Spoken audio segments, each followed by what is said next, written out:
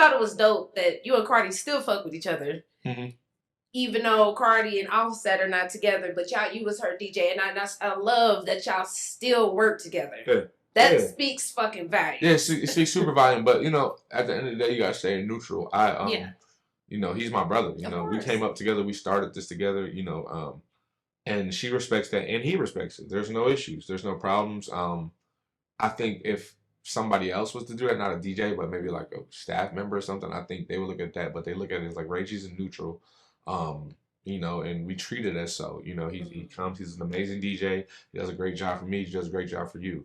When the drama and stuff is going down, he's nowhere to be found. You get what I'm saying? Absolutely. So it makes all the sense in the world. And I respect both of them for respecting me for it. You know what I'm saying? And not making me choose. They don't make me choose. Like, you know. I think that just shows a lot on both of their parts, to be real. You know, again, and I peeped that. I'm like, damn, man. You know, I love that. I think that's solid. Yeah, I mean, they whatever drama that they going through, which I don't even pay attention to as much. I try to stay far away from it as possible. Because like I said, like that's my sister, that's my brother, those are my friends.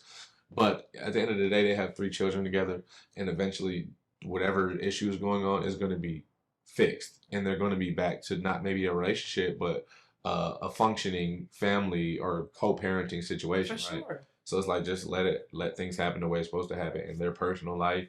I think everybody should just mind their business. You know what I'm saying? And let whatever happens with them. Like, we always dive into other people's shit, but it's like, what if some motherfucker dives into our shit? Like, mind your business. Let it happen. Let it roll out the way it's how to roll. Let it happen the way it's supposed to happen, you know, and just hope that the best for them. You know what I mean? That's it. And just keep it pushing. Just all about work. Just work. Absolutely, man. Talk about Quavo pulling up to the Miami show to see Cardi. That was fun. Yeah. Yeah, it was fun. Hell yeah. Yeah, he pulled up. Yeah, man, and I gave him a special shout out because of course. Yeah, you know, and people were like, well, you know, how is that going to, like, you know, how are people going to look at that, right? But I was like, I don't give a damn how they look at it. Like, you know, we started together. I'm up on the stage. You in here, regardless of what's going on, which there's nothing going on between them.